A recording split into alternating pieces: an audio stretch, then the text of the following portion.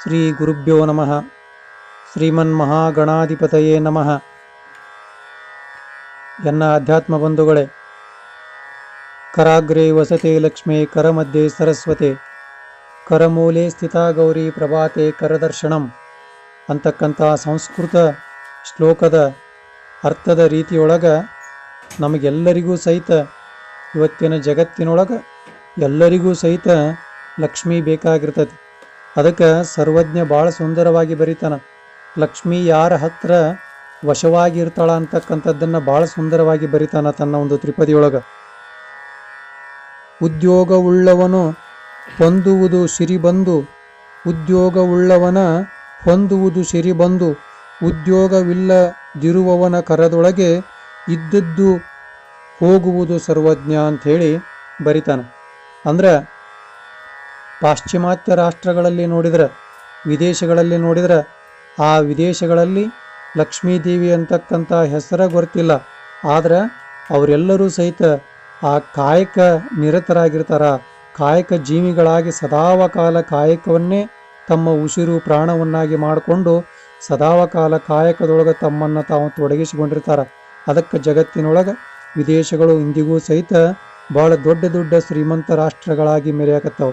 ಇದರ ತಾತ್ಪರ್ಯ ಏನಪ್ಪ ಅಂದ್ರೆ, ನಾವು ದೇವರ ಪೂಜೆಯನ್ನು ಮಾಡಬೇಕು, ವಿಶ್ವಾಸವನ್ನು ಗಳಿಸಬೇಕು, ಭಯ ಭಕ್ತಿ ಭಾವ ನಮ್ಮ ಧರ್ಮ ನಂಬಿಕೆ ಎಲ್ಲವುಗಳನ್ನು ಆಚರಣೆ ಮಾಡುವುದರ ಜೊತೆಗೆ ನಿಷ್ಪಕ್ಷಪಾತವಾಗಿ ನಾವೇನು ಮಾಡ್ಬೇಕಂದ್ರೆ ಪ್ರತಿಯೊಬ್ಬರೂ ಸಹಿತ ಕಾಯಕವನ್ನು ಮಾಡಲೇಬೇಕು ಅಂತಕ್ಕಂಥದ್ದನ್ನು ಸರ್ವಜ್ಞ ಕವಿ ಭಾಳ ಖಡಾಖಂಡಿತವಾಗಿ ಬರಿತಾನೆ. ಯಾರಿಗೆ ಉದ್ಯೋಗದೊಳಗಿರ್ತಾರಲ್ಲ, ಉದ್ಯೋಗ ಅಂದ್ರೆ ಕಾಯಕ ಕೆಲಸ, ಯಾವ ಕಾಯಕದೊಳಗೆ ತಮ್ಮನ್ನು ತಾವು ತೊಡಗಿಸಿಕೊಂಡಿರ್ತಾರಲ್ಲ ಅವ್ರು ಎಂದಿಗೂ ಸಹಿತ ಏನು ಬಡತನ ಬರೋದಿಲ್ಲ. ಎಲ್ಲಿ ಉದ್ಯೋಗ ಇರ್ತತಲ್ಲ ಅಲ್ಲಿ ಬಡತನ ಬರೋದಿಲ್ಲ. ಎಲ್ಲಿ ಬಡತನ ಇರ್ತತಲ್ಲ ಅಲ್ಲಿ ಆ ಒಂದು ದಾರಿದ್ರ್ಯತನ ದಟ್ಟವಾಗಿ ಕೂಡಿರ್ತತಿ ಅಂತಕ್ಕಂಥದ್ದನ್ನು ಹೇಳ್ತಾನ. ಆದ್ದರಿಂದ ಉದ್ಯೋಗ ಎಲ್ಲಿರ್ತತಲ್ಲ ಅಲ್ಲಿ ಲಕ್ಷ್ಮೀಪತಿ ಆ ವಿಷ್ಣು ಪರಮಾತ್ಮ ಅವನ ಮಡದಿಯಾಗಿರ್ತಕ್ಕಂಥ ಲಕ್ಷ್ಮೀದೇವಿ ಸದಾವಕಾಲ ಕೃಪಾ ಕಟಾಕ್ಷವನ್ನು ನೀಡ್ತಿರ್ತಾರ ಅಂತಕ್ಕಂಥದ್ದು. ಆದ್ದರಿಂದ ಉದ್ಯೋಗ ಇಲ್ಲ ಅಂತಂದ್ರೆ ಕೈಯೊಳಗಿದ್ದಿದ್ದು ಸಹಿತ ಹಾಳಾಗಿ ಹೋಗ್ತತಿ ಅಂತಕ್ಕಂಥ ತ್ರಿಕಾಲ ಸತ್ಯದ ಮಾತನ್ನ ಸರ್ವಜ್ಞ ಕವಿ ಬರೆದಿದ್ದಾನೆ.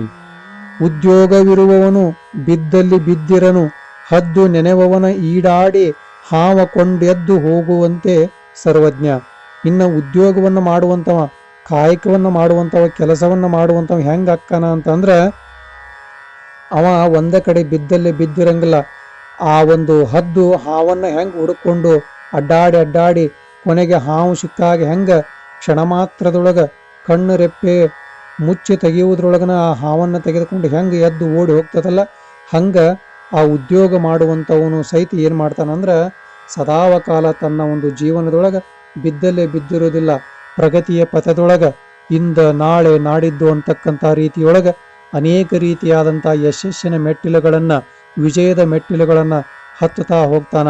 ತನ್ನ ಒಂದು ಜೀವನದೊಳಗೆ ತಾನು ಏನು ಅನ್ಕೊಂಡಿರ್ತಾನಲ್ಲ ಅದೆಲ್ಲವನ್ನು ಸಹಿತ ಸಾಧನೆ ಮಾಡುವಂಥವನಾಗಿರ್ತಾನ ಅಂತಕ್ಕಂಥದ್ದನ್ನು ಇಲ್ಲಿ ಸರ್ವಜ್ಞ ಕವಿ ಭಾಳ ಸುಂದರವಾಗಿ ಬರೆದಿದ್ದಾನೆ.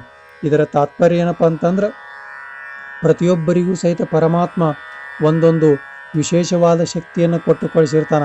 ಆ ಪರಮಾತ್ಮ ಕೊಟ್ಟಂಥ ವಿಶೇಷವಾದ ಶಕ್ತಿಯನ್ನು ಬಳಸಿಕೊಂಡು ಆ ಒಂದು ಶಕ್ತಿಯ ಒಂದು ಅಧೀನದೊಳಗೆ ಬರ್ತಕ್ಕಂಥ ಎಲ್ಲ ಉದ್ಯೋಗಗಳನ್ನು ಪ್ರತಿಯೊಬ್ಬರೂ ಸಹಿತ ಮಾಡಲೇಬೇಕು ಅಂತಕ್ಕಂಥ ಕಟ್ಟುನಿಟ್ಟಾದ ಖಡಾಖಂಡಿತವಾದ ಒಂದು ಆ ಪರಮಾತ್ಮನ ಒಂದು ವಿಧಿಲಿಖಿತವನ್ನು ನಿಯಮವನ್ನು ಇಲ್ಲಿ ಸರ್ವಜ್ಞ ಕವಿ ತನ್ನ ತ್ರಿಪದಿಯೊಳಗೆ ಬಹಳ ಸ್ಪಷ್ಟವಾಗಿ ಬರೆದಿದ್ದಾನೆ.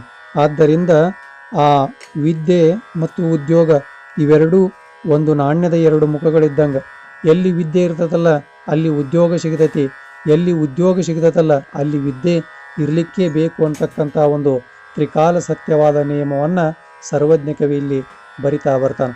ಅದಕ್ಕಾಗಿ ನಾವು ಸಹಿತ ಜೀವನದೊಳಗೆ ಈ ಭೂಲೋಕಕ್ಕೆ ಏನಂತ ಕರೆದ್ರು ಅಂದ್ರೆ ಕರ್ತಾರ್ನ ಕಮ್ಮಟ ಅಂತ ಹೇಳಿ ಕರೆದ್ರು. ಕಮ್ಮಟ ಅಂದ್ರೆ ಕುಲುಮೆ. ಅಲ್ಲಿ ಏನಪ್ಪ ಅಂದ್ರೆ ಅಗ್ನಿ ಉರಿತಾ ಇರ್ತತಿ, ಕಬ್ಬಣ ಕಾಯ್ತಾ ಇರ್ತತಿ, ಆಮೇಲೆ ಕಂಬಾರ ಆ ಕಾದಂಥ ಕಬ್ಬಿಣವನ್ನು ಬಡಿತಾ ಇರ್ತಾನ. ಅಂದ್ರೆ ಅಲ್ಲಿ ಕ್ರಿಯೆ ನಡೆದಿರ್ತತಿ. ಇದಕ್ಕೆ ಕರ್ತಾರ್ನ ಕಮ್ಮಟ ಅಂತ ಹೇಳಿ ಬಸವಾದಿ ಶರಣರು ಸಹಿತ ಹೇಳ್ಕೊಂತ ಬಂದರು ಅಂತಕ್ಕಂಥ ಮಾತು ಬರ್ತತಿ. ಆದ್ದರಿಂದ ನಮ್ಮ ಜೀವನದೊಳಗೆ ನಾವು ಮುಂದೆ ಹೋಗಬೇಕಂತಂದ್ರೆ ಆ ಲಕ್ಷ್ಮೀಪತಿಯಾಗಿರ್ತಕ್ಕಂಥ ವಿಷ್ಣು ಪರಮಾತ್ಮನ ಆ ಜಗದೊಡೆಯ ಆ ಜಗನ್ಮಾತೆಯಾಗಿರ್ತಕ್ಕಂಥ ಲಕ್ಷ್ಮಿಯ ಕೃಪೆ ನಮ್ಮ ಮೇಲೆ ಆಗ್ಬೇಕಂದ್ರೆ ನಾವು ನಿಷ್ಕಲ್ಮಶವಾಗಿ ಏನು ಮಾಡ್ಬೇಕಂದ್ರೆ ಕಾಯಕವನ್ನು ಮಾಡಲೇಬೇಕು ಅಂತಕ್ಕಂಥ ಮಾತನ್ನು ಹೇಳ್ತಾ ಈ ನುಡಿಗಳನ್ನು ಗುರುವಿನ ಪಾದಕ್ಕೆ ಸಮರ್ಪಣೆ ಮಾಡ್ತಾ ಇದ್ದೇನೆ.